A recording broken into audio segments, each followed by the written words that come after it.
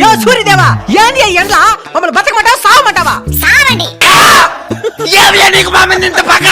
నాకు ఎవరి మీద పగ ఉండదు నాయన, నా ధర్మం నేను నిర్వర్తిస్తున్నాను. ఏది నీ ధర్మమో? మమ్మల్ని చంపేసేదా? మరి మీరు చెట్లను చంపేసినప్పుడు ఈ ధర్మం ఎక్కడికి పోయింది నాయన? అట్లా నాకు తెలుసు. ఈ ఎండకి తలకి తోట్లు పడుతున్నాయి. మీరు వాడి ఏసీల వల్ల ఓజన పరికి ఎప్పుడో తూట్లు పడింది నాయన. ఎండ ఎక్కువగా ఉంది, ఏసీ 2 పాయింట్లు పెంచు అని అంటారు గానీ ఎండ ఎక్కువగా ఉంది 2 చెట్లు పెంచుదామని ఏ రోజైనా అనుకున్నారా?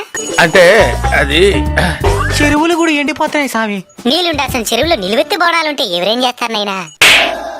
అడవులు కూడా ఎండిపోతున్నాయి స్వామి. మరి అక్కడే కదా నాయన అపార్ట్మెంట్లు కట్టాల్సిందే. స్వామి, ఈ ఎండ డంచి బయటపడేదానికి ఏదైనా మార్గం చెప్పు స్వామి. వృక్షో రక్షిత రక్షిత. చెట్లను మీరు కాపాడితే అవి మిమ్మల్ని కాపాడతాయి. తప్పకుండా నాటి కాపాడుతాం స్వామి. స్వామి, ఇంక మిఠాని ఈ ఎండలు తగ్గినా? In front there is crocodile festival. అంటే ముందుంది ముసళ్ళ పండగ అని.